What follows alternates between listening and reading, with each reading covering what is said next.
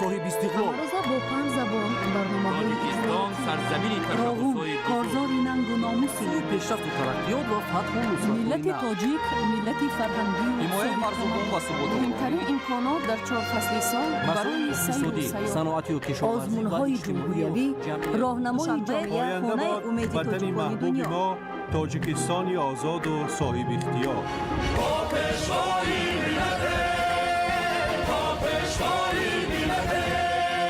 دوست باشید، اتفاق باشید، شکرانه همین دولت کنید، شکرانه همین سرزمین کنید، شکرانه کنید که چنین وطن عزیز و محبوب دارید.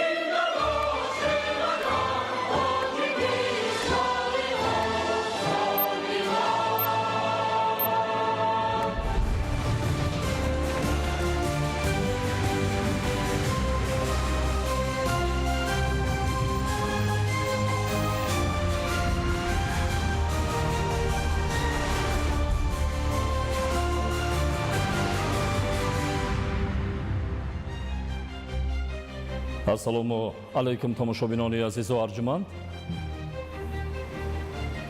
ба таваҷҷӯҳи шумо барномаи иттилоотии ахбор.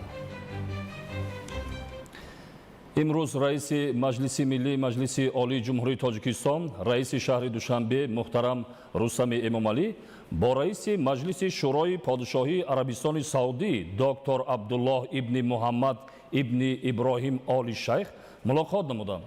ضمن ملاقات جانب‌ها مسائل گسترش همکاری‌های بین پارلمانتی، اقتصادی، سرمایه‌گذاری، فرهنگی و بشردوستانه را بررسی نموده، عاید به دورنمای رشد مناسبت‌های دوجانبه تبادل نظر انجام دادند.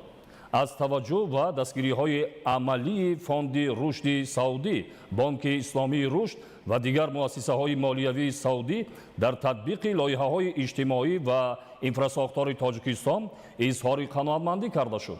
جانب‌ها توسعه همکاری در بخش‌های انرژتیکا، هیدروانرژتیکا، ذخیره‌های آب، صنعت کوهی، کشاورزی، اقتصاد سبز، سیاحی را مورد بررسی قرار داده، ادامه تطبیق لایحه‌های مشترک، تأسیس کارخانه‌های استحصالی در تاجیکستان، راه‌اندازی خط سیر مستقیم هوایی بین دوشنبه و ریاض و تنظیم فعالیت مهنتی شهروندان را از سمت‌های افضلیت‌ناک همکاری‌های آینده نامیدند. اظهار اطمینان کرده شد که نتیجه‌های ملاقات با تحکیم منبعدی مناسبت‌های دوستانه و توسعه همکاری‌های متقابلاً سودمند بین جمهوری تاجیکستان و پادشاهی عربستان سعودی مساعدت خواهد کرد. امروز رئیس مجلس نمایندگان مجلس عالی جمهوری تاجیکستان فیضعلی ایدیزاده با رئیس مجلس شورای پادشاهی عربستان سعودی دکتر عبدالله ابن محمد ابن ابراهیم اولی الشیخ ملاقات نمود. با شرافت سیاست خیرتمندانه آینده‌ساز پیشوای ملت پرزیدنت جمهوری تاجیکستان محترم امامعلی رحمان و اراده پیگیرانه خادم حرمین شریفین پادشاهی عربستان سعودی محترم سلمان ابن عبدالعزیز اولی سعود، اینچنین ولیعهد و سروزیر این کشور محترم محمد ابن سلمان مناسبت‌های دو دولت امروز به سطح صفتی نو برآمده در ساحه‌های سیاسی، اقتصادی، سرمایه‌گذاری فرهنگی و گومانیتاری منتظم رشد دارند. مجلس نمایندگان نقش دیپلماتی پارلمانتی را همچون واسطه مهمی تحکیم مناسبت‌های بین دولتی و تقویت اعتماد متقابل بلند ارزیابی می‌نماید. تاکید شد که تلاش‌های دوجانبه برای تحکیم منبعدی همکاری‌های بین پارلمانتی، همدیگرفهمی، گسترش دوستی و برادری مردمان دو کشور، توسعه فعالیت گروه‌های دوستی، گسترش رابطه‌های تجارتی و اقتصادی و سرمایه‌گذاری، اینچنین همکاری در ساحه‌های انرژتیکا، صنعت، کشاورزی، معارف، علم، فرهنگ و سیاحت تکانی نو می‌بخشد. در شرایطی که جهان امروز بیش از هر وقت دیگر به صلح و همدیگرفهمی نیاز دارد، سیاست صلح پرورانه و دوراندیشانه پرزیدنت جمهوری تاجیکستان پیشوای ملت محترم امامعلی رحمان تاجیکستان را به یکی از پیشاهنگان تشبس‌های جهانی در راه تحکیم صلح و ثبات تبدیل داده است.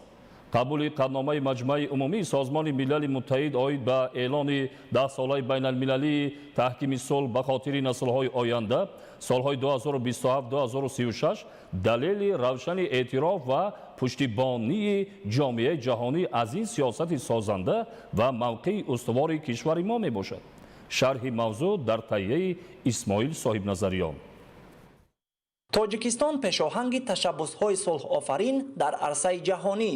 қабули қатномаи маҷмаъаи умумии созмони милали муттаҳид оид ба ташаббуси ҷумҳурии тоҷикистон таҳти унвони 10-солаи байналмилалии таҳкими сулҳ ба хотири наслҳои оянда солҳои 2027-2038 на танҳо як дастоварди муҳими дипломатияи кишвари мост, балки нишонаи эътирофи ҷомеаи ҷаҳонӣ аз сиёсати сулҳпарварона ва мавқеи созандаи тоҷикистон дар ҳалли масъалаҳои байналмилалӣ мебошад.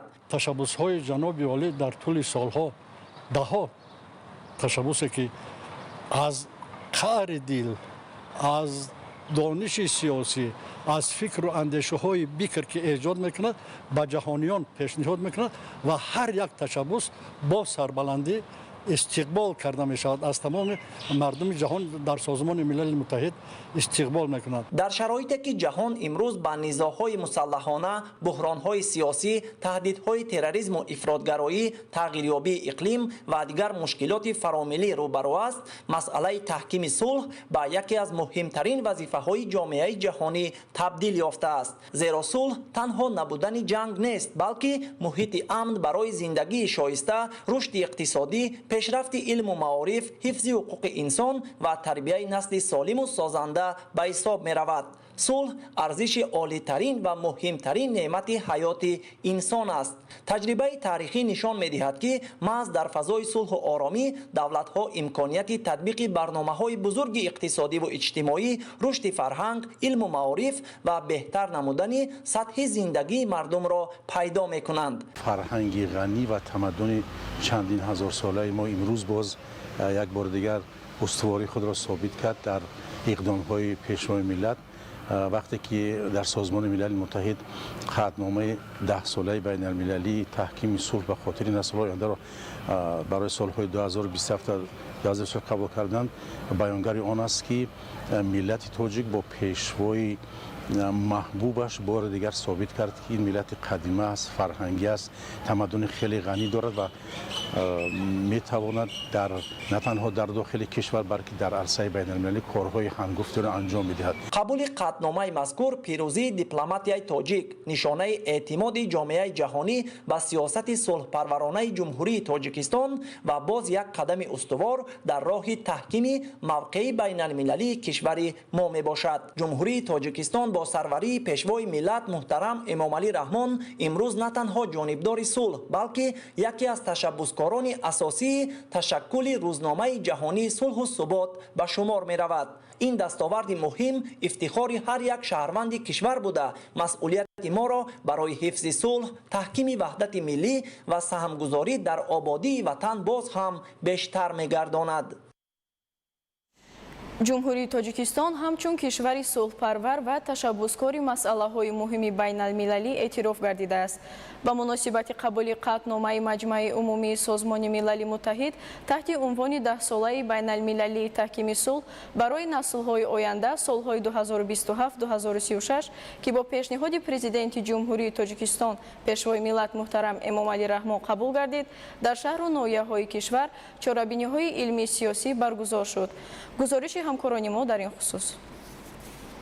дар агентии омори назди президенти ҷумҳурии тоҷикистон бахшида ба қабули қадномаи созмони милали муттаҳид 10 солаи байналмилалии таҳкими сулҳ барои наслҳои оянда солҳои 2027-2036 ки бо иқдоми президенти ҷумҳурии тоҷикистон пешвои миллат муҳтарам эмомалӣ раҳмон пешниҳод гардидааст, ҳамоиши илмӣ сиёсӣ баргузор гардид. дар ҳамоиш масъулин ва доираи васеи ин ниҳод иштирок намуданд. иброз гардид ки қабули 10 солаи байналмилалии таҳкими сулҳ барои наслҳои оянда идомаи мантиқии сиёсати сулҳпарварона ва башардӯстонаи тоҷикистон мебошад. ин санад барои таҳкими ҳамдигарфаҳмӣ, муколамаи тамаддунҳо, ҳифзи арзишҳои фарҳангӣ ва тарғиби ғояҳои сулҳу ҳамзистии осоишта дар сатҳи байналмилалӣ заминаи мусоид фароҳам меорад. қабули ин ташаббуси муҳим аз ҷониби ҷомеаи ҷаҳонӣ далели эътирофи нақши созандаи тоҷикистон дар таҳкими сулҳу субот, рушди ҳамкории байналмилалӣ ва густариши фарҳанги сулҳ мебошад. ба таъкиди иштирокчиёни ҳамоиш, чунин иқдомҳо барои тарбияи насли ҷавон дар рӯҳияи ватандӯстӣ, таҳаммулгароӣ, эҳтиром ба арзишҳои умумибашарӣ ва ҳифзи сулҳу амният аҳамияти бузург доранд. ба муносибати қабули қатномаи маҷмӯи умумии Созмони Милали Муттаҳид таҳти унвони 10-солаи байналмилалӣ оид ба таҳкими сулҳ барои наслҳои оянда солҳои 2027-2036 ки бо пешниҳоди президенти ҷумҳурии Тоҷикистон пешвои миллат муҳтарам Эмомалӣ Раҳмон қабул гардид, дар шаҳри Истаравшан ҳамоиши оммавӣ баргузор шуд. дар ҳамоиш роҳбарону намояндагони мақомоти маҳаллӣ, фаъолони ҷомеа ва ҷавонон иштирок намуда аҳамияти таърихии ин санади байналмилалиро мавриди баррасӣ қарор доданд. зимни суханронӣ таъкид гардид ки қабули қатномаи мазкур боз як дастоварди муҳими сиёсати хориҷии ҷумҳурии Тоҷикистон буда эътироф ва нуфузи кишварро ҳамчун давлати сулҳпарвар ва ташаббускори масъалаҳои муҳими байналмилалӣ боз ҳам таҳким мебахшад. иштирокдорон изҳор доштанд ки пазируфта шудани ин ташаббуси ҷаҳонӣ дар арафаи таҷлили рӯзи ваҳдати миллӣ рамзияти амиқ дорад, зеро маҳз сулҳу ваҳдат барои Тоҷикистон заминаи рушди устувор, пешрафти иқтисодиву иҷтимоӣ ва иштироки фаъолона дар ҳалли масъалаҳои муҳими ҷомеаи ҷаҳониро фароҳам овардааст. дар доираи ташаббуси нави ҷумҳурии Тоҷикистон таҳти унвони 10-солаи байналмилалӣ оид ба таҳкими сулҳ барои наслҳои оянда солҳои 2027-2036 ки бо қатномаи маҷмӯи умумии Созмони Милали Муттаҳид қабул гардид, дар толори мақомоти иҷроии ҳокимияти давлатии ноҳияи Спитамин ҳамоиши сиёсиву маърифатӣ баргузор шуд. дар ҳамоиш зимни баёни андешаҳо аз тарафи масъулин, олимон, фаъолони ноҳия иброз гардид ки ин рӯйдоди таърихӣ на танҳо нишонии эътирофи сиёсати сулҳпарваронии кишвари мост, балки бозгӯи нуфузи рӯзафзун, эътибори байналмилалӣ ва самаранокии дипломатии Тоҷикистон дар арсаи ҷаҳонӣ мебошад. чунин ташаббус ва дар сатҳи ҷаҳон эътироф шудани пешниҳоди президенти ҷумҳурии Тоҷикистон, пешвои миллат муҳтарам Эмомалӣ Раҳмон барои ҳар як шаҳрванди Тоҷикистон нишонаи эътирофи сиёсати созанда ва сулҳпарваронии кишвари азизамон дар сатҳи ҷаҳонӣ буда ҳамзамон моро водор месозад ки дар ҳифз ва таҳкими сулҳу ваҳдат, эҳтироми арзишҳои миллӣ ва муаррифии шоистаи Тоҷикистони соҳибистиқлол саҳми боз ҳам бештар гузорем.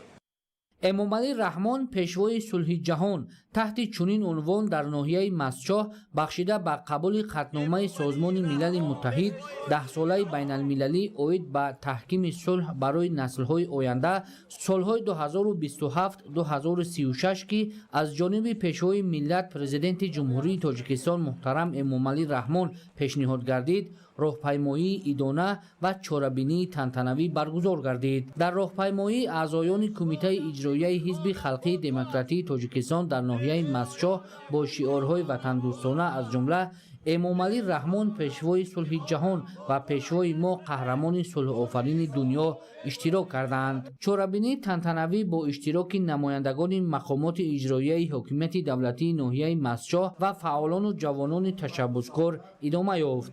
ҳамоиш бо ибтикори кумитаи иҷроияи ҳизби халқии демократии Тоҷикистон дар ноҳияи Масчоҳ ташкил карда шуд. иштирокдорон доир ба нақш ва аҳамияти таърихии қабули қатномаи Созмони Милали Муттаҳид дар бораи 10-солаи байналмилалӣ оид ба таҳкими сулҳ барои наслҳои оянда солҳои 2027-2036 андешаронӣ карданд. ин пешниҳод идомаи мантиқии ташаббусҳои ҷаҳонии ҷониби Тоҷикистон мебошад ки бо хушнудӣ қабул гардид. вобаста ба эълон гардидани 10-солаи байналмилалии сулҳ ба хотири наслҳои оянда аз ҷониби прокуратураи шаҳри Ваҳдат дар ҳамкорӣ бо муассисаи давлатии коллеҷи умур ва раёсати маорифи шаҳр кормандону омӯзгорон ҳамоиши илмӣ баргузор гардид. иброз карда шуд ки чорабини мазкур бо ҷонибдорӣ аз ташаббуси навбатии пешвои муаззами миллат собитгари он аст ки мардуми тоҷик дар фазои суботи ҷомеа имрӯзҳо кору пайкор намуда вожаи сулҳро ҳамчун фарҳанги ваҳдатофар ба ҷаҳониён талқин менамоянд. مسئولان ابراز داشتند که تشبث مذکور ادامه منطقی سیاست صلح‌پرورانه و بشردوستانه رهبریت عالی کشور به حساب رفته باز یک قدم مهم و استوار جمهوری تاجیکستان در سمت تحکیم صلح و ثبات جهانی می باشد. گفته شد که جمهوری تاجیکستان با راهبری پیشوای معظم ملت محترم امومعلی رحمان در عرصه بین المللی همچون کشوری تشبثکار و جانبدار حل مسائل گلوبالی پذیرفته شده است. قبول قطعنامه سازمان ملل متحد آید به اعلان 10 ساله بین المللی صلح به خاطر نسل‌های آینده اهمیت بزرگی تاریخی داشته. این اقدام در آینده برای تحکیم فرهنگ صلح، همدیگر فهمی و همکاری بین دولت‌ها زمینه مساعد فراهم می‌آورد. در ناحیه تاجیک‌آباد برای 10 ساله بین المللی تحکیم صلح برای نسل‌های آینده سال‌های 2027-2036 همایش و واخوری و صحبت‌ها با اشتراک نمایندگان کسب و کار گوناگون ناحیه برگزار گردید. ذکر شد که صلح و ثبات و وحدت ملی زمینه اساسی رشد استوار تاجیکستان میباشد. با دستگیری پیوسته پیشوای ملت پرزیدنت جمهوری تاجیکستان محترم امومعلی رحمان شرایط خوب معاصر برای زنان و بانوان و جوانان ناحیه دوردست کوهستان تاجیک‌آباد مهیا گردیده است که مردم این دیار شکرانه از استقلالی و وحدت یگانه و این چنین راهبر دوراندیش سرفراز میباشند. امروز تمام ساکنان یک ناحیه دوردست مملکت با اعتماد قوی به نیروی شکست‌ناپذیر سیاست خردمندانه محترم امومعلی رحمان در فضای آسایشته میهن کار و فعالیت میکنند. تاکید کرده شد که جمهوری تاجیکستان در برابر دیگر دولت‌های جهان معاصر صاحب استقلال سیاسی خویش بوده در عملی کردن سیاست خود تمام برنامه و هدف‌ها را محض برای رشد جامعه و مسئله تامین امنیت ملی دولت روانه کرده است. مورد ذکر است که در چنین فضای آسایشته و وحدت ملی کشور عمر به سر میبریم و برای آینده درخشان وطن عزیزمان فرزندان خود را آماده مینماییم که بهر دفاع مادر وطن و آرامی جمهوری همیشه صداقتمند باشند.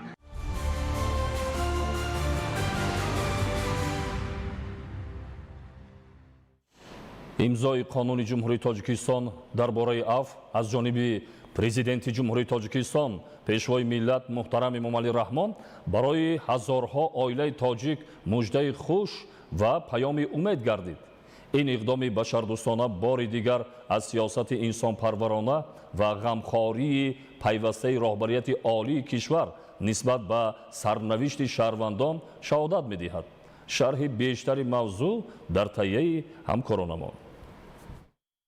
ҳеҷ як кирдори ба осудагии ҷомеа таҳдидкунанда қудрати онро надорад ки аз панҷаи нерӯманди қонун раҳо ёбад. афроди дар амалҳои берун аз чаҳорчӯбаи қонун ва дигар талаботу тартиботи ҷамъиятӣ даст дошта ҳатман ҷазои муносибро сазовор мешаванд. ҳатто агар кирдор аз лиҳози сатҳи пасти маърифати ҳуқуқӣ содир шуда бошад, ҷавобгарии ҷиноятӣ истисно нахоҳад шуд. ҳамин тариқ шахсоне ки беэътиноӣ нисбат ба талаботи қонун онҳоро пушти панҷара кардааст, бо умеди дарки иштибоҳ ва дар оянда гузоштани қадамҳои устувор дар ҷодаҳои солим аз адои минбаъдаи ҷазои ҷиноятӣ озод хоҳанд шуд. баргашт ба озодии ин афрод дар асоси имзои президенти ҷумҳурии тоҷикистон пешвои миллат муҳтарам эмомалӣ раҳмон ба қонуни ҷумҳурии тоҷикистон дар бораи афв сурат мегирад. имзои қонуни ҷумҳурии тоҷикистон дар бораи афв барои ҳазорҳо оилаи тоҷик муждаи хуш ва паёми умед гардид. ин иқдоми башардӯстона бори дигар аз сиёсати инсонпарварона ва ғамхории пайвастаи роҳбарияти олии кишвар нисбат ба сарнавишти шаҳрвандон шаҳодат медиҳад. барои падару модароне ки солҳо интизори дидори фарзанд буданд, барои ҳамсароне ки орзуи бозгашти азизони худро доштанд ва барои кӯдаконе ки чашм ба роҳи падар монданд, ин санад муждаи фарахбахши пайвастани дубораи аҳли хонавода мебошад. авв на танҳо озодӣ, балки имкони оғози зиндагии нав аст. шахсоне ки дар натиҷаи иштибоҳ ё рафтори хилофи қонун аз муҳити озоду дидори наздикон ҷудо шуда буданд, акнун метавонанд бо дарки масъулияти бештар ба ҳаёти солим баргашта дар рушди оила ва ҷомеа саҳм гузоранд. ин иқдом ба онҳо боварӣ мебахшад ки давлат барои ислоҳ ва бозгашти шаҳрвандон ба зиндагии солим шароити мусоид фароҳам меоварад. пешвои миллат президенти ҷумҳурии тоҷикистон муҳтарам эмомалӣ раҳмон барои таҳкими сулҳу субот истиқлоли давлатӣ бисёр хизматҳои беандоза зиёд ва беназирро ба анҷом расондаанд ва мо шоҳиди он ҳастем ки сол аз сол дар мамлакатро сулҳу субот мустаҳкам гардида, ҳамзамон эътибори ҷумҳурии тоҷикистон дар сатҳи байналмилалӣ баланд гардида истодааст. яке аз хислатҳои бузурги инсонӣ ин бахшидани гуноҳҳо عفو با شمار می رود. خیلی هم روزی است که در عرفه روز وحدت ملی جناب عالی قانون جمهوری تاجیکستان درباره عفو را به امضا رساندند که این یکی از خصلت‌های بزرگمردی و خصلت‌های انسان دوستانه جناب عالی را تجسم نماید. در سالهای صاحب استقلالی سندهای عفو بارها سبب شادی هزارها خانواده شده به تحکیم مهر و محبت، همدیگر فهمی و وحدت جامعه مساعدت نمودند. امروز نیز این تشبث نجیب همچون رمز رحم و شفقت، انسان دوستی و عدالت اجتماعی از جانب مردم کشور با خوشنودی استقبال می‌گردد. زیرا هر نفری که با آغوش گرم عائله برمیگردد یک خانواده شاد می‌گردد و هر خانواده شاد پایه جامعه سالم و استوار می باشد. این اقدام خیرخواهانه پیشوای ملت محترم امامعلی رحمان در صحیفه های تاریخ تاجیکستان صاحب استقلال همچون نمونه عالی انسان پروری و غمخواری نسبت به مردم با حرفهای زرین ثبت خواهد شد. имзои қонуни ҷумҳурии тоҷикистон дар бораи афв аз ҷониби президенти ҷумҳурии тоҷикистон пешвои миллат муҳтарам эмомалӣ раҳмон барои ҳазорҳо оилаи тоҷик муждаи хуш ва паёми умед гардид. ин иқдоми башардӯстона бори дигар аз сиёсати инсонпарварона ва ғамхории пайвастаи роҳбарияти олии кишвар нисбат ба сарнавишти шаҳрвандон шаҳодат медиҳад. вобаста ба имзои қонуни ҷумҳурии тоҷикистон дар бораи афв андешаҳои сокинони кишвар манзуратон гардонида мешавад. در محور سیاست حکومت ما، در محور سیاست پیشوای ملت ما مردم سالاری، بشردوستی و پیش از همه مردم ایستاده و آزاد شدن از محبس، کم کردن اونهایی که به جنایت دست زدن و بعضی کاتگوری های جنایت ها بار دیگر نشان و دلیل از آن می دهد که جامعه باید در تربیت این گونه اشخاص نقش بگیرد. زیرا مطابق به این قانون عفو پیش از همه برتری داده می شود به زنان، نابالغان و نفران کلانسال.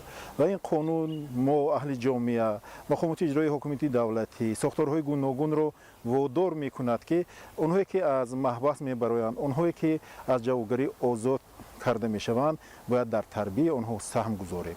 نابالغان باید به تحصیل و مکتب فرا گرفته شوند.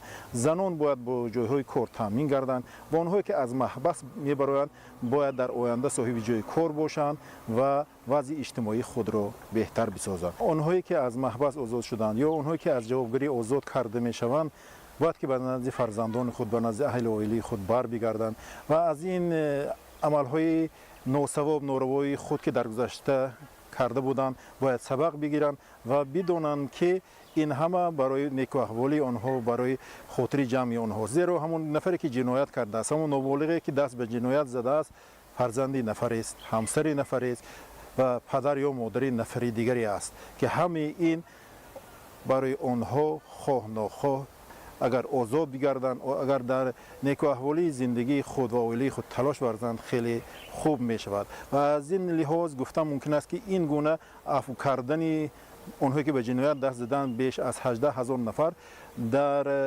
حدود آسیای مرکزی عموما در مقیاس جهان خیلی انگشت شمار است. در این قانون در برابر دیگر شخصان به زنان و بانوان نیز امکانیت می دهد که به زندگی مقرری خیش برگردند، فضای خانوادگی خیش را سالم نگاه دارند، رسالت مادری خود را اجرا نمایند و عائله را همچون نهادی پرارزش اعتراف نمایند. در این راستا نسبت به زنان و نابالغان در ماده های 1، 5، 8 و 9 قانون درباره عفو برتری ها پیش بینی گردیده است. پیشوای ملت با این سیاست انسان پرورانه خود ثابت ساختند که واقعا پیشوای رعیت پرور هستند. قانونی نو قبول گردیده در مقایسه با قانون‌های عفوی که پیش قبول کرده شده بودند تفاوت‌های زیاد دارد، چون که نسبت زنان و نابالغان، نسبت معیوبان گروه‌های یکم، دوم، سوم، مردانی از 55 ساله بالا، برای بعضی کاتگوری جنایت‌های وزنین هم برای مردهای از 70 ساله بالا امتیازها برای آزاد کردن داده شده است.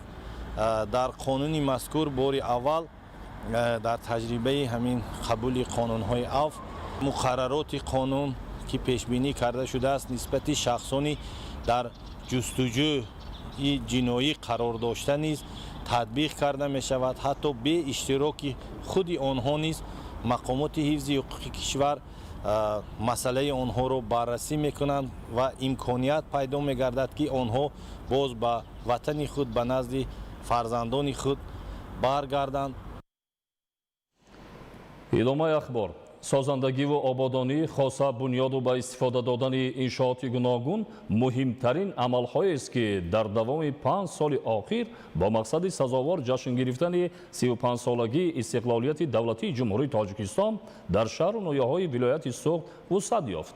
бунёду навсозии 12 000 иншоот ки қаблан таррезӣ шуда буд дар охири соли гузашта пурра амалӣ гардид. тибқи маълумот аз оғози соли равон инҷониб дар вилоят боз зиёда аз 2000 иншооти гуногун таъинот мавриди баҳрабардорӣ қарор дода шуд ва то моҳи сентябр боз бунёду навсозии қариб 1000 иншооти дигар дар назар аст. аз раванди созандагиҳо абдуваҳоби абдусаттор гузориш медиҳад. 35-мин солгарди истиқлоли давлатӣ ин ҷашни бузурги миллӣ моҳи сентябри соли равон бо шукӯҳу шаҳомати хос таҷлил карда мешавад.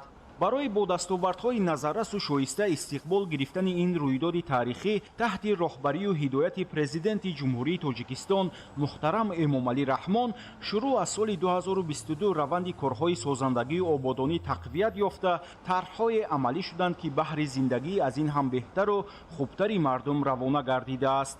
дар давоми 5 соли охир ки давраи омодагӣ ба ин ҷашни таърихӣ ба ҳисоб меравад, дар вилояти суғд баъди бунёд таъмир ва навсозӣ дар маҷмӯъ бештар аз 14 000 иншооти гуногун мавриди баҳрабардорӣ қарор дода шуд ки иҷрои нақшаи қаблан таҳрезишуда наздики 118% ташкил медиҳад.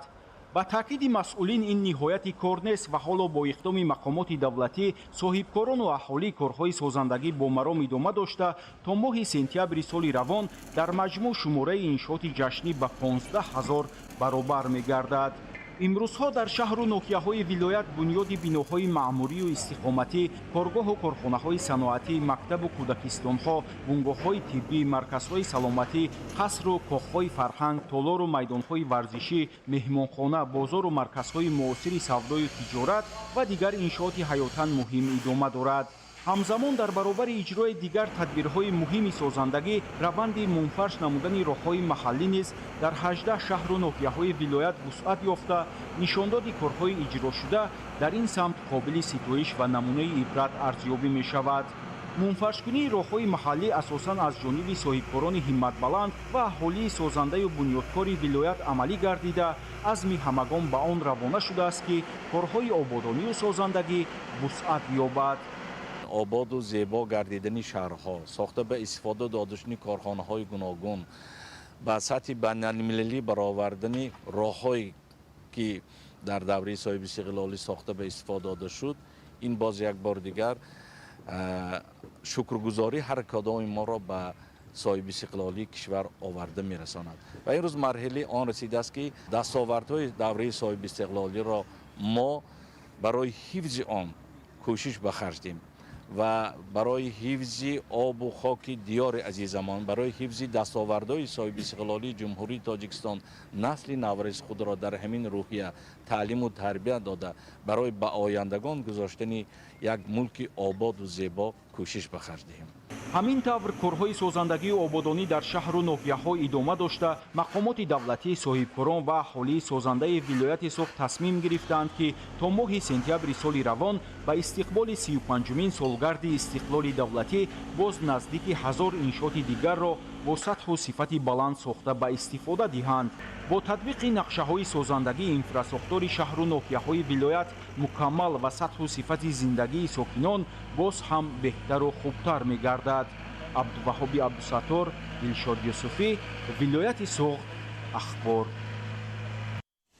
дар ноҳияи тоҷикобод бо таҳкими корҳои созандагӣ омодагӣ ба ҷашни 35-солагии истиқлоли давлатӣ вусъат бахшида шудааст. дар маҷмӯъ зиёда аз 100 иншоот бунёду навсозӣ карда мешавад. гузориш дар ин хусус. با کم ماندن وقت در ناحیه تاجیک‌آباد جهت آمادگی سطح بلند به جشن 35 سالگی استقلال دولتی توسط کارهای دستجمعانه سازندگی‌ها وسعت بخشیده شده است. در مجموع با بنیاد مؤسسه‌های تا مکتبی و تحصیلات میانه عمومی، انشاءات طبی، کارخانه‌های صنعتی، مرکزهای خدمت‌رسانی و دیگر بناهای نو، جای‌های ایلاوگی کاری تأسیس و شرایط جهت خدمت‌رسانی‌ها بهتر گردانیده می‌شود. در دایره دستگیری‌های پیوسته حکومت جمهوری تاجیکستان، هدف مقامات اجرایی حاکمیت دولتی ناحیه تاجیک‌آباد با جلب سرمایه خارجی و داخلی و سهمگذاری مردم در کارهای آبادانی و اجرای سریع‌وقتی نقشه چاره‌بینی‌ها روانه کرده شده است. جهت سزاوار پیشواز گرفتن جشن 35 سالگی استقلال دولتی جمهوری تاجیکستان 101 انشاءات تعیینات گوناگون به نقشه گرفته شده است. از 101 انشاءات تا به امروز 84 انشاءات مورد استفاده قرار داده شده است. در انشاءات‌های دیگر کارهای ساختمانی ادامه دارد. علاوه بر نقشه باز در جماعت دهاتی شیرین چشمه مؤسسه تا مکتبی برای 40 تربیت گیرنده عین حال ساختمانش ادامه دارد. از آن جمله در جماعت دهاتی زرشان و در محله نوبنیات جماعت دهاتی سبززار نیز مؤسسه‌های تا مکتبی به نقشه گرفته شده ساختمانشان ادامه دارد.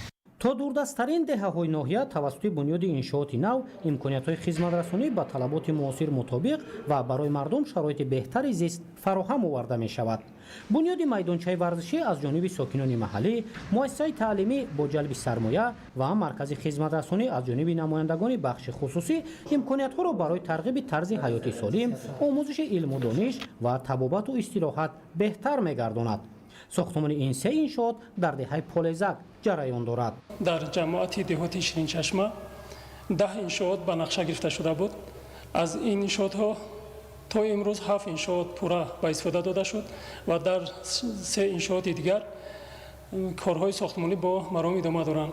در مجموع حالا در دایره هدف‌های مشخص تدبیرهای دستجمعانه در ناحیه تاجیک‌آباد برای وسعت سازندگی‌ها، اجرای سریع‌وقتی سفارش‌های حکومت کشور و آمادگی سطح بلند به جشن 35 سالگی استقلال دولتی روانه کرده شده است. روزهای استراحت ساکنان محلی و کارمندان کسب و کار گوناگون در آبادی‌ها سهمگذاری می‌کنند. تاجیک‌آباد ناحیه اگراری است و افتتاح زیاده از 100 انشاءات برای زیباشوی مرکز ناحیه، تأسیس جای‌های نوی کاری، رشد اقتصادی و اجتماعی و در مجموع بهترشوی سطح زندگی مردم مساعدت می‌کند. در ناحیه لش راه تواروی به مسافه 9 کیلومتر برای баланд برداشتن استواری به حالت‌های فوق‌العاده مورد استفاده قرار داده شد.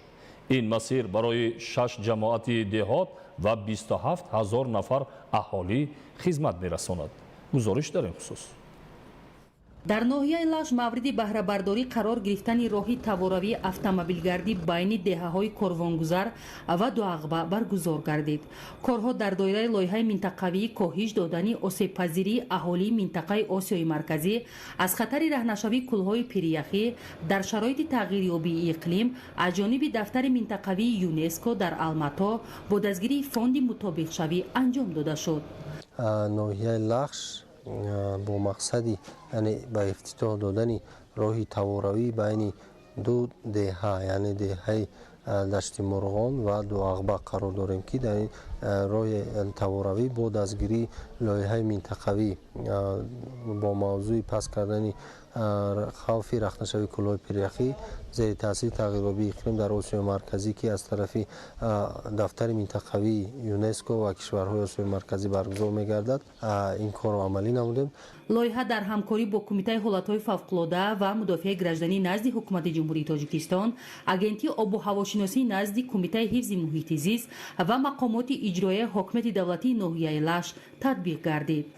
бо назардошти хусусиятҳои иқлимӣ ноҳияи лаш ба сел, ярҷ ва обхезиҳо осебпазир мебошад. дар қисми болооби ноҳия пиряхи саиднафасӣ ҷойгир буда, рахнашавии онҳо давра ба давра боиси хароб гардани роҳҳои автомобилгарди соҳили дарёи Сурхоб мегардад. با تشبث کمیته حالتهای فوق‌العاده و مدافع گраждани агентии обу ҳавошиносӣ ва ташкилоти ЮНЕСКО این لایحه عملی گردید و در دوره این لایحه نصب نظام آگاهسازی برمحل در شرایط رخنه‌شوی کولهای پیریخی در این موضع عملی می‌گردد و این تجهیزاتی که نصب می‌گردد برای سری وقت آگاهسازی اهالی هنگام آفت‌های طبیعی مساعدت میکنند و ما همزمان یک قطار لایحه‌های دیگر را وابسته به پیشگیری آفت‌های طبیعی در این موضع عملی می‌سازیم. обшавӣ бо суръати пиряхҳо ва ташаккули кӯлҳои эҳтимолан хатарноки пиряхӣ ба яке аз муҳимтарин мушкилоти иқлимӣ барои минтақаҳои кӯҳии осиёи миёна табдил ёфтааст. дар ҷараёни корҳои сохтмонӣ васеъ намудани қисмати ҳаракат, ҳамворсозии роҳ дар масофаи 9 километр, хобондани қабати шағал ва инчунин сохтмони иншооти обпарто анҷом дода шуд. барои мустаҳкам намудани нишебиҳо 154 бех дарахтони гуногун шинонида ва 20 аломати роҳ насб карда шуд. бинобар сабаби гарм шудани ҳарорати ҳаво, баланд шудани сатҳи дарёи девонасӯи деҳаи сугат маҷрои дарёи сурхӯро барнамуда дар натиҷа 600-700 метр роҳи аҳамияти байналмилалии ваҳдат рашт лахш сарҳади ҷумҳурии қирғизистон дар километри 250 шуста мебурд. ҳамасола ин омил 5-6 маротиба рух медод. бо истифода аз техникаҳои калони роҳсозӣ муассисаи давлатии нигаҳдории автомобилгарди ноҳияи лахши вазорати нақлиёти ҷумҳурии тоҷикистон мо тавонистем ки имрӯз корҳои таъмиру барқарорсозӣ роҳи таворавӣ байни деҳаҳои корвонгузар ва дуағба ки соли 1960 бо тариқи ҳашар сохта буд, роҳи мазкурро дар қисмати шағалпӯш, қисмати дигар бо воситаи техникаҳо васеъ ва тахт ҳамвор намудем. роҳи таворавӣ бехатарии нақлиётро таъмин намуда, барои 20 маҳалли аҳолинишин имкони иртиботи боэътимодро фароҳам меорад. зеро дар ноҳияи лаш деҳаҳои дуағба, корвонгузар ва дашти мурғон ҳамчун минтақаи озмоишии лоиҳа интихоб шудааст. дар ин ҷо лоиҳа мониторинги кӯлҳои пиряхӣ, баланд бардоштани сатҳи омодагии ҷомеаҳои маҳаллӣ ва ҷорӣ намудани роҳҳои амалии коҳиши хавфро дар минтақаҳои кӯҳӣ дастгирӣ менамояд. бо мақсади мусоидат намудан ба рушди китобхонаҳои деҳот, ташаккули низоми такмили ихтисос, бозомӯзӣ ба тайёр кардани мутахассисон, афзун намудани маҳзани китобхонаҳо аз ҷониби ҳукумати ҷумҳурии Тоҷикистон барномаи рушди китобхонаҳои деҳот барои солҳои 2027-2031 қабул гардид. дар вилояти Суғд фаъолияти китобхонаҳои деҳот дар кадом сатҳ қарор дорад ва қабули барномаи нав чӣ имкон медиҳад, ҳамкорони мо ин мавзӯъро пайгирӣ намуданд. таваҷҷӯҳ намоед. сарбаландии инсон аз илму дониш, ахлоқи шоиста, маърифат, маданият, ҷаҳонбинӣ, маънавиёти баланд аст. ва китоб ягона мақсад нест ки нури илму донишро дар зеҳну қалби инсон ҷой дода, самараи он комёб шудани ҳар шахс дар зиндагӣ, касбу ихтисос ва саводнокии аҳли ҷомеа омили рушду тараққиёти кишвар аст. бо мақсади беҳтар намудани шароити омӯзиш, ҷалби аҳолӣ ва мутолиаи китоб ва дигар тадбирҳои зарурӣ, лоиҳаи нав таҳия ва дар маҷлиси ҳукумати ҷумҳурии Тоҷикистон баррасӣ барномаи рушди китобхонаҳои деҳот дар ҷумҳурии Тоҷикистон барои солҳои 2027-2031 қабул мавриди амал қарор дода шуд. дар шаҳру ноҳияҳои вилояти Суғд айни замон 362 китобхонаҳои марказӣ, шаҳрак ва деҳот амал мекунанд ки махзани онҳо 2,644,589 нусха бо забонҳои гуногунро ташкил дода, давоми як соли охир 16422 нусха асарҳои тозанашр ворид шудааст. ва ба андешаи аҳли илму зиё чунин тадбир қабули барнома барои тақвияти кори китобхонаҳои деҳот мусоидати калон менамояд.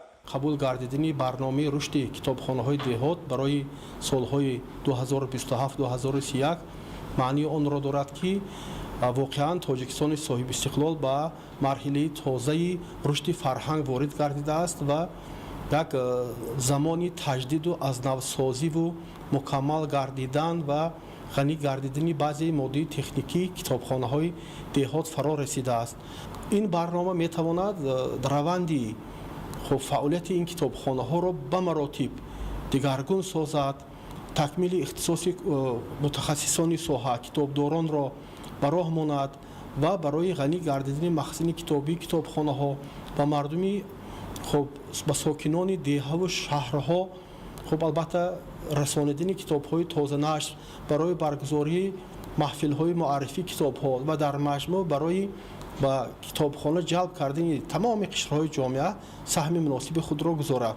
дар китобхонаи электронӣ 152,209 асарҳо барои истифодабарандагон пешниҳод шуда, дар умум аз ҳамаи шаҳру ноҳияҳои вилояти Суғд дар соли 2025 китобдиҳӣ барои мутолиа ва шаҳрвандон, хонандагони синну соли гуногун 1,368,000 нусхаро ташкил додааст ва ҳар сол шумораи хонандагон дӯстдорони китоб меафзояд. як нуқтаро бояд махсус таъкид намоем ки имрӯз албатта дар баробари он ки ҳамасола дар заминаи ташрифҳои пайваставу дастурҳои доимӣ сарвари давлатамон дар тамоми қаламравӣ дар тамоми ҳудуди вилоят аз ҷумла вилояти суғд ҳам китобхонаҳои нав бунёд мешаванд аз навсозӣ мегарданд албатта боз яъне барномаи алоҳида барномаи ҷудогонаи рушди китобхонаҳои деҳот қабул гардиданаш аз ҷониби ҳукумати ҷумҳурии тоҷикистон маънои онро дорад ки албатта боз китобхонаҳои нав бунёд мешаванд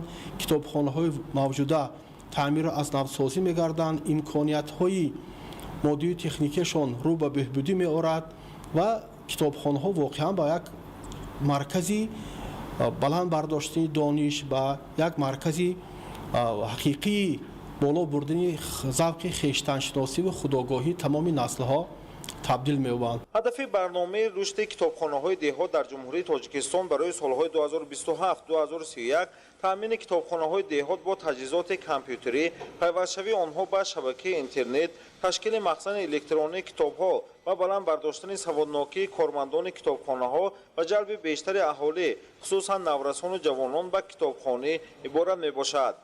ба таъкиди аҳли илму зиё ин таваҷҷӯҳ иҷрои бандҳои барнома дар асри навин ки зарурию муҳим маҳсуб меёбад дар фароҳам шудани имкониятҳо, баланд шудани мақому ҷойгоҳи китоб ҳамчун сарчашмаи нур маърифат нақши муҳим хоҳад гузошт. маҳмуд аҳмадзода, Дилшод Юсуфӣ, вилояти Суғд, Ахбор. аз 29 июн то 2 июли соли 2026 дар шаҳри Душанбе ҷаласаи 45-уми шӯрои идоракунандагони фонди иқлими сабз баргузор гардид ки дар кори он роҳбарият ва аъзоёни шӯрои фонди мазкур намояндагони созмонҳои молиявии байналмилалӣ ва коршиносон иштирок намуда масъалаҳои муҳими вобаста ба фаъолияти фондро баррасӣ намуда лоиҳаҳои навро дар самти мубориза бо паёмадҳои ногувори тағйирёбии иқлим дар сатҳи ҷаҳонӣ муҳокима ва тасдиқ намуданд. дар ҷаласаи мазкур барои ҷумҳурии тоҷикистон ду лоиҳаи нави муҳим бо арзиши умумии $190 миллион иёлоти муттаҳидаи амрико тасдиқ гардид ки аз он $62 миллион рашро грант ё кӯмаки бебозгашти фонди иқлими сабз ташкил медиҳад. лоиҳаи якум бо маблағи $30 миллион иёлоти муттаҳидаи амрико барои дастгирии 14 шаҳру ноҳияи мамлакат ҷиҳати беҳтарсозии ҷомеаҳои осебпазир аз ҷумла ҷорӣ намудани технологияҳои каммасрафи об ва таъсиси фонди боғҳои мевадиҳанда равона карда мешавад. лоиҳаи дуюм баҳри навсозии шабакаҳои оби нӯшокӣ ва коррезии шаҳрҳои Роғун, Данғара ва Хуҷанд равона гардида инчунин таъмири шабакаҳои обёрикунӣ амалӣ карда мешавад. ин лоиҳа бо ҷалби маблағҳои грантии фонди иқлими сабз ва қарзи бонки аврупоии таҷдид ва рушд татбиқ мегардад. дар маҷмӯъ дар доираи ҷаласаи мазкур дар шаҳри Душанбе 11 лоиҳа барои 10 кишварҳои рӯбатараққӣ ба маблағи умумии $700 миллион иёлоти муттаҳидаи амрико тасдиқ карда шуд. баргузории ҷаласаи мазкур дар шаҳри Душанбе бозгӯи як қадами муҳим барои беҳтар намудани шароити зиндагии мардум ва ҷалби маблағҳои грантӣ, таъмини оби тоза ва ҳифзи табиати кишвар ба ҳисоб меравад. дар натиҷаи ҳамкориҳо бо ин фонди бонуфуз то ин давра дар ҷумҳурии тоҷикистон 9 лоиҳа бо маблағи умумии $173.5 миллион иёлоти муттаҳидаи амрико амалӣ шуда истодаанд. дар ноҳияи Шуғнон фаъолияти гармхонаи замонавии насли панҷум ки дар деҳаи пашшори ҷамоати деҳоти Паршинев ҷойгир аст, рӯз аз рӯз густариш меёбад. гармхонаи замонавии насли панҷум қадами устувор дар таъмини амнияти озуқаворӣ дар ноҳия маҳсуб меёбад. дар назди гармхона инчунин ҳавзи моҳипарварӣ фаъолият дошта, дар рушди истеҳсоли ватанӣ истифодаи самараноки захираҳои мавҷуда ва саҳмгузорӣ дар таъмини амнияти озуқавории кишвар заминаи мусоид фароҳам меоранд. гузориши Моҳираи Тоҳир. ҷиҳати расидан ба яке аз ҳадафҳои стратегии мамлакат таъмини амнияти озуқаворӣ дар деҳаи пашшори ҷамоати деҳоти Поршиневи ноҳияи Шуғнон гармхонаи наву замонавӣ сохта ба истифода дода шудааст. ин гармхонаи насли панҷум аст ки яъне ҳамчун гармхонаи доимо амалкунанда дар ноҳия мавриди баҳрабардорӣ қарор дода шудааст. дар гармхона яъне боди بودرینگ، پومیدور، بلغاری، بویمجان شنانده شده است و علاقه صاحبکاران از حساب گرمخانه به مقدار معین بودرینگ را به بازار شهر خوروغ برای سودا برآوردند. گرمخانه یعنی با طریق قطرگی آبیاری کرده می شود و در 4 فصل سال یعنی می توانند از حساب همین گرمخانه محصولات تر و تازه را دسترس نمایند. گرمخانه نسل پنجم واقع در دهه پاشور جماعت دهات پورشنیو نویای شغنان با یکی از نمونه‌های پیشرفته استفاده تکنولوژی‌های معاصر در پرورش محصولات کشاورزی تبدیل یافته است. این زمان در گرمخانه حاصل بودرینگ به دست آمده، جمع‌آوری آن ادامه دارد. در برابر این نهال‌های پومیدور، قلمفور بلغاری و بادمجان شنانده شدند و طبق گفته مسئولان در روزهای نزدیک آنها نیز به دوره نشونمای فعال وارد می‌شوند. محصولات گرمخانه 32 سال باشد و کارکنان 5-6 کس عبارتند.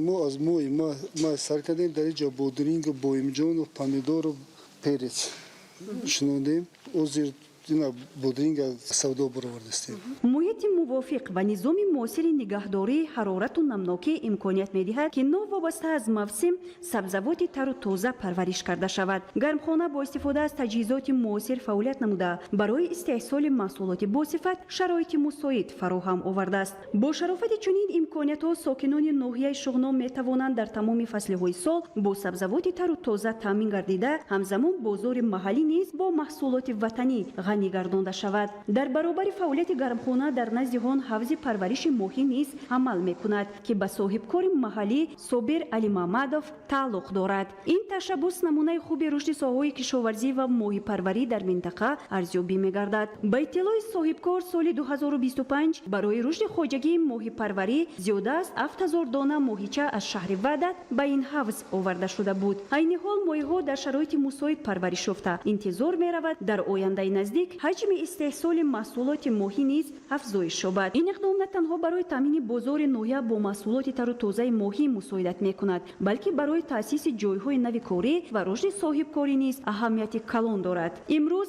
گرمخانه نسل پنجم در دهه پاشور همچون نمونه مهنت سازنده و تشبث حکومت جمهوری تاجیکستان در راه تامین بازار با محصولات با صفت وطنی سهم ارزنده می‌گذارد. چون این اقدام‌ها باز یک دلیل روشن آنند که با استفاده تکنولوژی‌های نو و دستگیری صاحبکاران می‌توان به رشد استحصالات، تأسیس جای‌های نوی کاری و بلند برداشتن سطح زندگی اهالی مساعدت نمود. مهیره طاهر، مبارکشاه رستم، ناحیه شغنان، اخبار.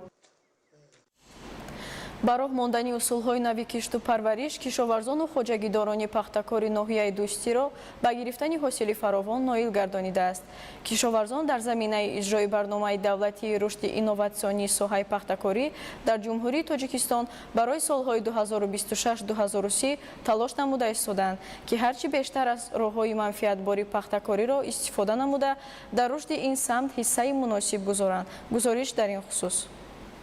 این میدان ها تقریبا 3 سال قبل همچون زمین های بکارخوابیده از حساب تل و تپه های منطقه گراوتی جماعت دهات خرمدار ناحیه دوستی دانسته میشد و حالا باشد که کشاورزان و خوجگداران پختکار ناحیه توانستند که 108 گکتار میدان بکارخوابیده را به گردش کشاورزی وارد نموده و با براه ماندن کشت پنبه‌دانه و گرفتن حاصل فراوان در رشد ساحه صنعت و تامین کارخانه های استحصالی با اشیاء خام وطنی حصه مناسب گذارند. با گفته متخصصان ساحه براه ماندن اصولهای نوی کشت یعنی کشت پنبه‌دانه توسط زیر پلیانکا نسبت به کشت عنعنوی برتریت بیشتر داشته گرفتن حاصل فراوان امکان پذیر می باشد. سهم کشاورزان و خوجگیداران ناحیه دوستی در رشد ساحه کشاورزی و تامین اهالی با انواع گوناگون خوش‌صفت نظررس ارزیابی می شود. اهل زحمت برابر کشت و پرورش دیگر زراعت و سبزیجات همزمان به سمت پختکاری نیز توجه زیاد روانه می نمایند و همساله از حساب میدان‌های چراگاه و تل و تپه‌های بکارخوابیده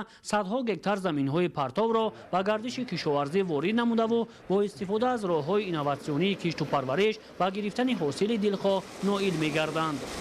زحمتکشان ناحیه دوستی در سال 2026 موافق دورنما 7790 گکتار کشتی پنبه‌دانه را گذراندند که از این قریب 5000 گکتار آن با اصول اینوواسیونی می باشد. در نتیجه تحلیل ها معین گردید که البته این اصول یکی از اصول های بهترین می باشد. موافق مشاهده ها در قیده که ما جای داریم در این قیده قریب 50-60 سنتنر علاقه حاصل معین شدگی است. در آینده من فکر میکنم که خوجگیداران به همین اصول قطرگین و زیر پلیونکا و اصول دقتوره کشتی پخته میگذارن.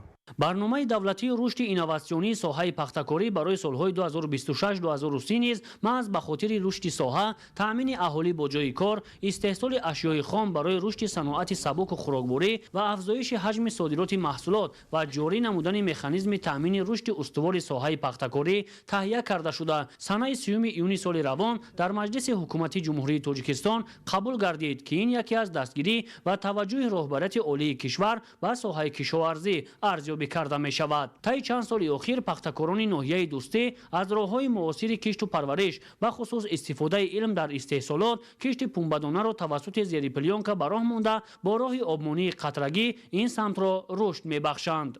خیلی که در واخوری‌ها محترم پیشوای معظم ملت تاکید میکنند با اصول اینواسیونی گذاشتن خوجگی‌های دهقانی ما تصمیم گرفتیم که در ناحیه دوستی همین اصول رو بسیارتر به راه مانیم. خوجگیداران ما که در زمین‌های تل تپه، زمین‌هایی که در اینجا آب کم هست، در این زمین‌ها با اصول همین قطرگی گذاشته ایستادند. مورد ذکر است که ساحه کشاورزی زیر توجه و غمخوری همیشگی اساسگزار صلح و وحدت ملی پیشوای ملت پرزیدنت جمهوری تاجیکستان محترم امامعلی رحمان قرار داشته دستگیری نوبتی برای رشد ساحه و کشاورزان روانه کرده شده است. چنین امکانات و امتیازها از جانب حکومت مملکت پختکاران شهر و ناحیه‌های کشور را راهبلند نموده برای رشد ساحه و نائل شدن و گرفتن حاصل دلخواه زمینه می‌گذارد.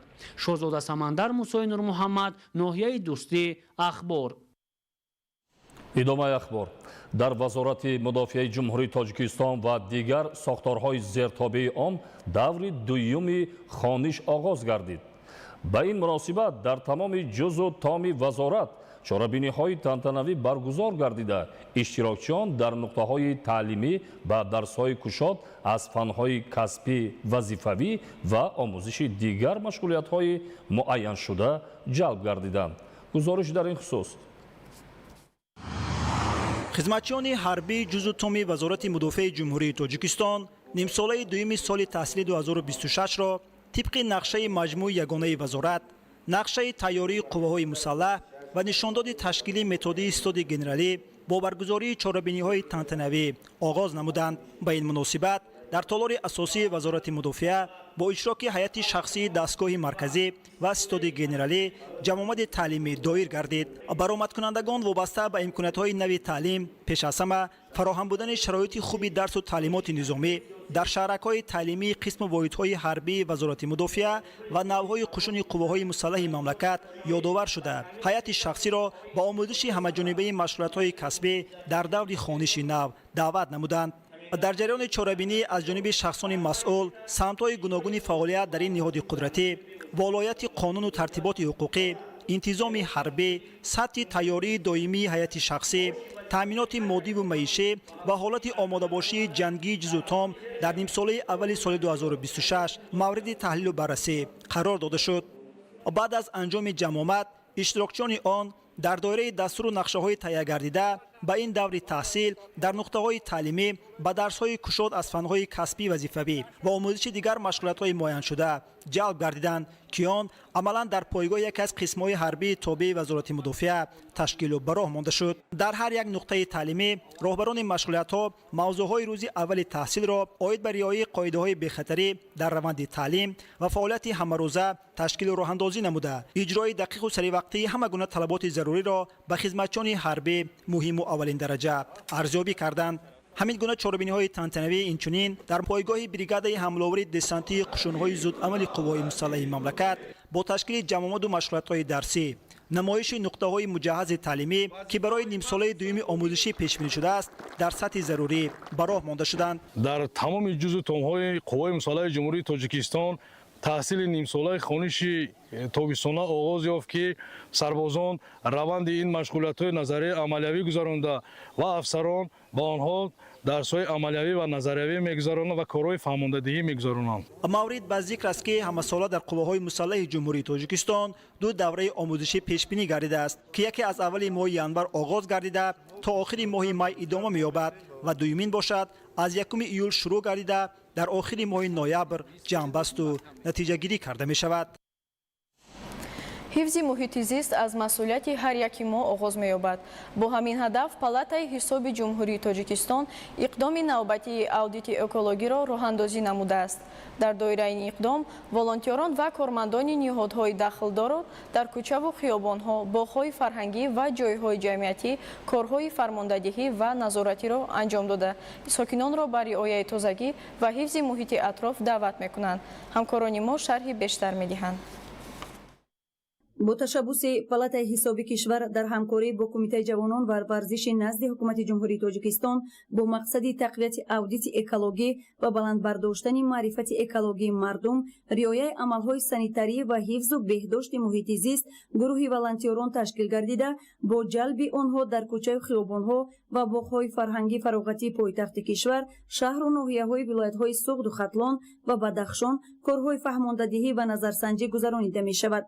البته بعضی موردهای هست که شهروندان ما شاید از جهت ناآگاهی کارهای غیر سانیتاری و اکولوژی انجام داده به تازگی محیط خلل وارد میکنند و پرتابهای خود را در کوچه ها و بیرون از نقطه های تعیین شده میگذارند. جهت اودیت اکولوژی در جمهوری تاجیکستان جانبداری نموده سهم خود را برای عملی سازی این کارزار جمهوریوی میگذاریم. وظیفه اولین درجه و مقدس ما این است که ما با فرهنگ یعنی اکولوژی شهرداری را رعایت کنیم. ساکنان با حالت‌های سانیتاری و تازگی یعنی دقت داده ایستادند.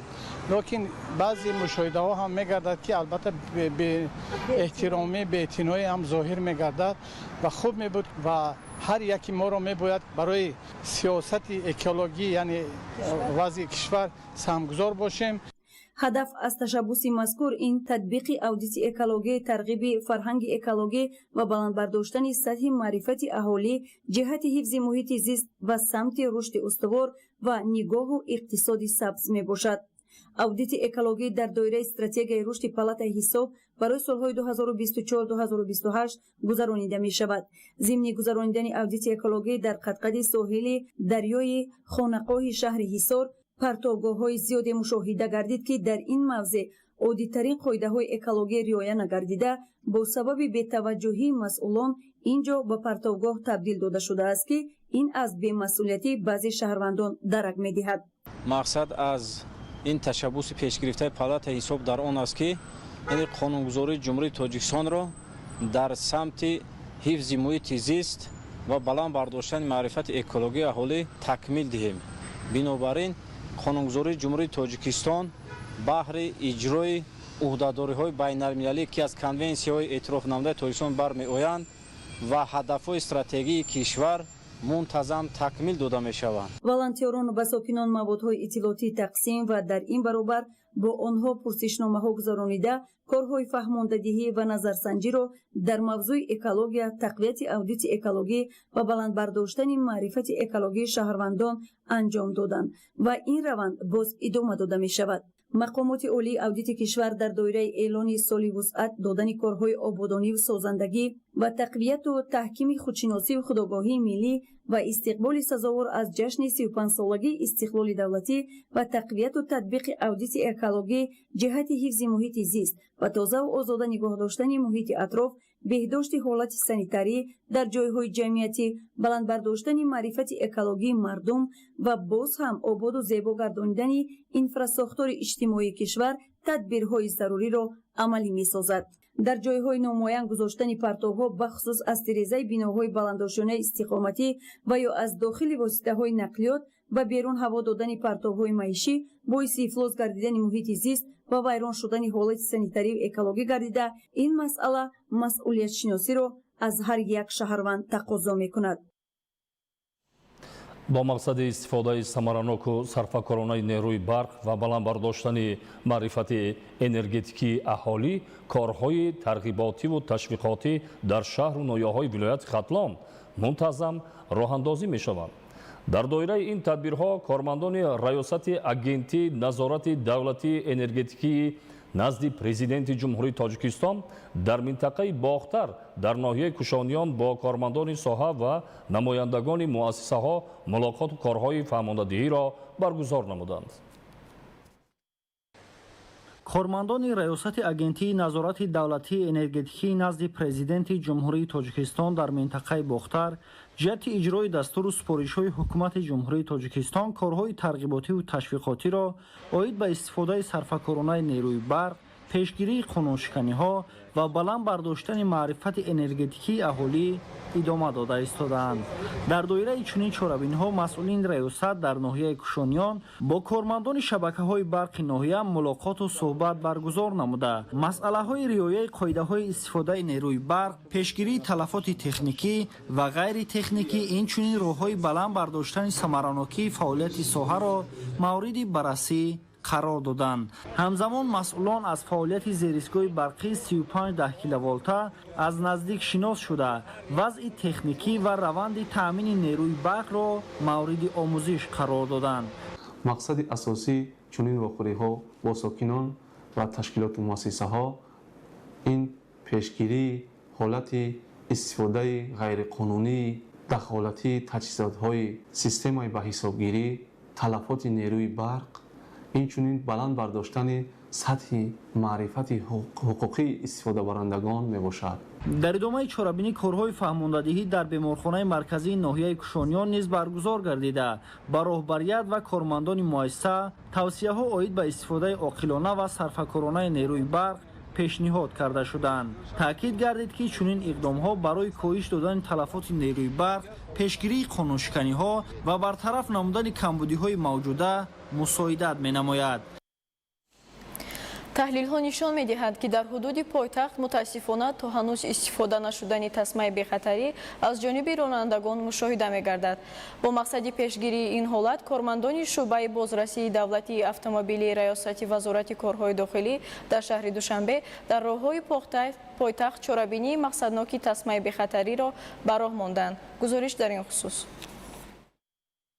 бо мақсади пешгирии ҳодисаҳои роҳу нақлиёт аз ҷониби шуъбаи бозрасии давлатии автомобилии раёсати вазорати корҳои дохилӣ дар шаҳри душанбе назорат пурзур гардида пайваста чораҳои лозимӣ андешида мешавад. таҳлилҳо нишон медиҳанд ки мутаассифона дар ҳудуди пойтахт то ҳанӯз истифода нашудани тасмаи бехатарӣ аз тарафи ронандагон мушоҳида мегардад. ин навбат аз ҷониби нозирон дар роҳҳои пойтахт амалиёти мақсадноки тасмаи бехатарӣ ташкилу роҳандозӣ гардида дар натиҷа шумораи зиёди қоидавайронкунӣ ошкор гардида нисбати чунин ронандагон протокол тартиб дода шуд. ҳамзамон дар ҷараёни амалиёт кормандони шуъбаи бозрасии давлатии автомобилии раёсати вазорати корҳои дохилӣ дар шаҳри душанбе ба ронандагон оид ба манфиати истифодаи тасмаи бехатарӣ маълумот дода дастур доданд ки ҳангоми ҳаракат худ ва мусофиронашон ҳатман аз ин воситаи ҳимоявӣ истифода баранд ва қоидаҳои дигари ҳаракат дар роҳро риоя намоянд.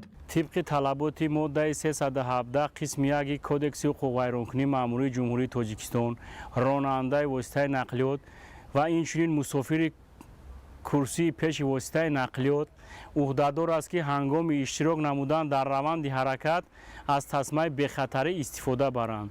خیلی که از مشاهده ها معلوم گشت راننده افت-ماشین اوپل هنگام اداره واسطه نقلیات با صدمه ناخوشی نقلیاتی دچار گشته که راننده و مسافر کرسی پیش از تسمه بخطر استفاده نمی بردند باعث جراحت جسمانی برداشتن آنها گشت، یعنی که قسمت پیش بدن و سرشان با شیشه پیش افت-ماشین بر میخورد که در نتیجه هر دوشان جراحت‌های جسمانی می‌بردارند. تسمه بخطری برای پیشگیری جراحت‌های وزنی حیاتاً خطرناک سر و ستون مهره پیش بینی شده می‌تواند خوف مرگ یا جراحت‌های جدی را در صدمه‌های نقلیاتی تقریباً 50% کاهش دهد. در این ضمن رهبریت ریاست وزارت کارهای داخلی در شهر دوشنبه از تمام رانندگان واسطه‌های نقلیات خواهش می‌کند که هنگام در روند حرکت اشتراک نمودند برای بخطری خود و مسافران حتماً از تسمه بخطری استفاده برند. идомаи ахбор. рӯзҳои 25-28 июни соли 2026 дар шаҳри Манилаи ҷумҳурии Филиппин чемпионати Осиё оид ба гӯштини самбо байни наврасон, ҷавонон ва калонсолон баргузор гардид. дар ин мусобиқа варзишгари тоҷик Набиев Абдулманом сазовори ҷои сеюм гардид. идомаи мавзӯъ дар гузориши навбатӣ. аз 25 то 28 июни соли 2026 дар шаҳри Манилаи ҷумҳурии Филиппин чемпионати Осиё оид ба куштини самбо миёни наврасон, ҷавонон ва калонсолон баргузор гардид. дар ин мусобиқаи бонуфуз ки бо иштироки варзишгарони 32 кишвари ҷаҳон доир шуд, дастпарвари муассисаи давлатии мактаби варзишии ноҳияи Вахш Абдулманон Набиёв дар вазни 71 килограмм ҳунарнамоӣ намуда сазовори ҷои сеюм ва медали биринҷӣ гардид. дар ин роҳ ба ман устодам Удинаев Саймурод ва падарам Набиев Низомиддин хеле саҳми арзанда гузоштанд ки ман ба ин мартабаҳо расидам. дар оянда кӯшиш мекунам ки боз машқу тамрин карда сазовори ҷойҳои намоёнтар гардам. мураббии варзишгар Саймурод Одинаев ки ҳамзамон роҳбарии мактаби варзишии ноҳияро ба ӯҳда дорад, таи 6 сол ба ӯ машқу тамрин дода барои иштирок дар мусобиқаҳои ҷумҳуриявӣ ва байналмилалӣ омода намудааст. бо ташаббуси бахши кор бо ҷавонон ва варзиши ноҳияи Вахш ва дастгирии мақомоти иҷроияи ҳокимияти давлатии ноҳия, Абдулманон Набиёв дар чемпионати Осиё ширкат варзида ба натиҷаи арзанда ноил гардид. мо варзишгарон миннатдории худро ба пешвои муаззами миллат мерасонем ки барои мо чунин шароит муайё карданд. ба муносибати истиқболи варзишгар дар даромадгоҳи ноҳияи Вахш намояндагони мақомоти маҳаллӣ, раёсати кор бо ҷавонон ва варзиши вилояти Хатлон, дӯстдорони варзиш ва сокинони ноҳия ҷамъ омада ӯро бо эҳтирому самимият дар фазои идона пешвоз гирифтанд. ин ҳама бо дастгириҳои мақомоти иҷроии ҳокимияти давлатии ноҳияи Вахш ва бахши кор бо ҷавонон аст ки чунин варзишгаронро дар чунин рӯҳия тарбия намуда ба мусобиқаҳои байналмилалӣ роҳнамоӣ менамояд. бояд гуфт ки дастовардҳои варзишгарони тоҷик натиҷаи таваҷҷӯҳ ва дастгирии пайвастаи ҳукумати ҷумҳурии Тоҷикистон нисбат ба рушди соҳаи варзиш буда барои боз ҳам баланд бардоштани нуфузи варзиши кишвар дар арсаи байналмилалӣ заминаи мусоид фароҳам меорад. тамошобинони азизу арҷманд, ин буд барномаи тиловатии ахбор. хайр, саломат бошед.